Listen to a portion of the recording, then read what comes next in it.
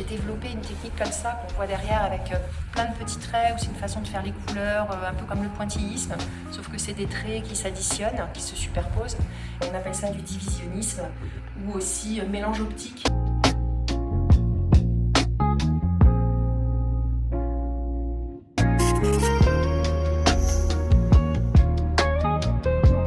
Je m'appelle Nadège d'Auvergne et donc j'ai une partie de mon travail qui se passe dans la rue. Je suis l'artiste fresquiste.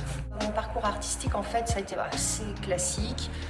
J'ai fait une école d'art graphique. Petit à petit j'ai fait mon chemin. Certains artistes ont jalonné comme ça un peu ma vie.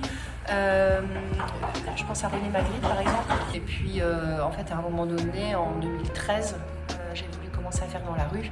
J'ai commencé à faire du détournement publicitaire. Je collais sur les 4x3. Je m'amusais à inclure des figures classiques sur les pages de publicité. C'est ce que je faisais en fait sur petit format et j'ai eu envie de les faire sur grand format dans la rue. Et donc c'est là que j'ai développé des techniques pour pouvoir être compatible avec la rue. J'ai quitté un peu les panneaux publicitaires pour faire des lieux qui me plaisaient bien, des vieilles portes, des endroits un peu tagués, etc. Enfin voilà, en mélangeant un petit peu des mondes classiques et le contemporain, etc. Et du coup ça a créé des nouvelles scènes en mélangeant les œuvres classiques avec la rue. C'était plutôt du collage en fait. Et donc depuis mon travail a beaucoup évolué. J'ai développé une technique comme ça qu'on voit derrière avec plein de petits traits, où c'est une façon de faire les couleurs, un peu comme le pointillisme, sauf que c'est des traits qui s'additionnent, qui se superposent. On appelle ça du divisionnisme ou aussi mélange optique, c'est-à-dire que les couleurs vont se créer optiquement. L'idée c'est de diviser la palette en posant des couleurs très pures les unes à côté des autres et de faire des combinaisons en fait. Donc, ce qui me permet de partir de sujets classiques, mais que j'interprète dans une touche néo-impressionniste et avec des contextes urbains, en jouant avec les situations de la rue, etc. Donc ça me fait une sorte de, on va dire, de parenthèse comme ça, de grande période de 200 ans d'histoire où tu as le classique qui est brassé avec le néo-impressionnisme et du coup une espèce de mélange des genres comme ça qui moi me plaît beaucoup. Et après j'ai eu envie de présenter ce travail-là dans la rue. Mais évidemment c'est complètement autre chose, il faut tout adapter, les outils, tout revoir, etc.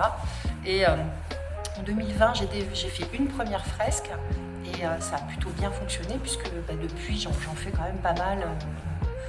Tout me plaît, on va dire qu'il y a le travail de galerie qui est une chose, le travail qui est donc non autorisé, c'en est une autre, et ces projets de fresques, c'est encore notre troisième, comment dirais-je, combinaison, quoi. En fait, ce que je faisais dans la rue, ce que je collais dans la rue, c'est ça. Sauf que c'était pas en petits traits, c'était donc avec cette technique de bon. Mais je continue, j'aime beaucoup ça, en fait. Là, je manque de temps pour faire dans la rue, mais j'ai tout le temps envie de faire dans la rue. L'idée, c'est plutôt d'amener en fait une forme d'art dans les campagnes, qui peuvent aussi en manquer. Pour certains, ça va être la première fois qu'ils vont voir une vraie peinture, etc. On vient quand même me chercher pour mon travail, c'est des commandes, mais en même temps, on attend de ce que je propose des choses artistiques. Donc je donne de moi-même en fait.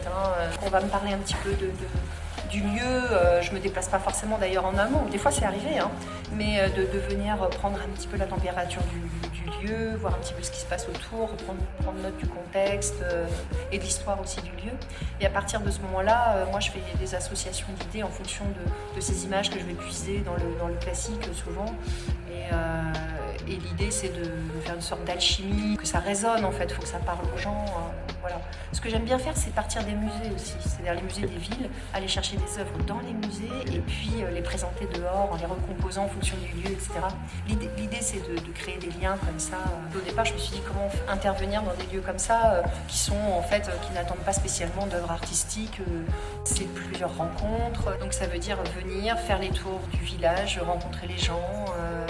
Là, le fait de travailler par exemple avec les gens de la bibliothèque, de travailler avec les écoles, etc. C'est des choses que j'ai l'habitude de faire parce qu'on fait souvent des ateliers, etc. en lien avec les fresques. Mais là c'est un peu différent, quoi. C'est vrai que ça va être... je sais pas, en fait, c'est en cours. Mais ce qui est sûr, c'est que les enfants, par exemple, m'ont vu une fois, 2 fois, 3 fois, on discute, on prend le temps, on se revoit sur d'autres murs. Ça évolue, il y avait des choses qui étaient prévues, qui finalement se transforment. Il y a des lieux où il y a des travaux qui sont engagés, donc finalement on peut pas. Bon. Et puis le fait de déployer 10 œuvres sur un village aussi, moi ça va me permettre de faire des choses que je n'oserais peut-être pas faire en one shot. Je vais pouvoir déployer mon travail de plein de manières, soit en taille 1 comme ça, ou alors en format plutôt moyen, ou au contraire du gros. Voilà. Et par contre, toujours avec ce travail de petits traits qui est un petit peu ma signature.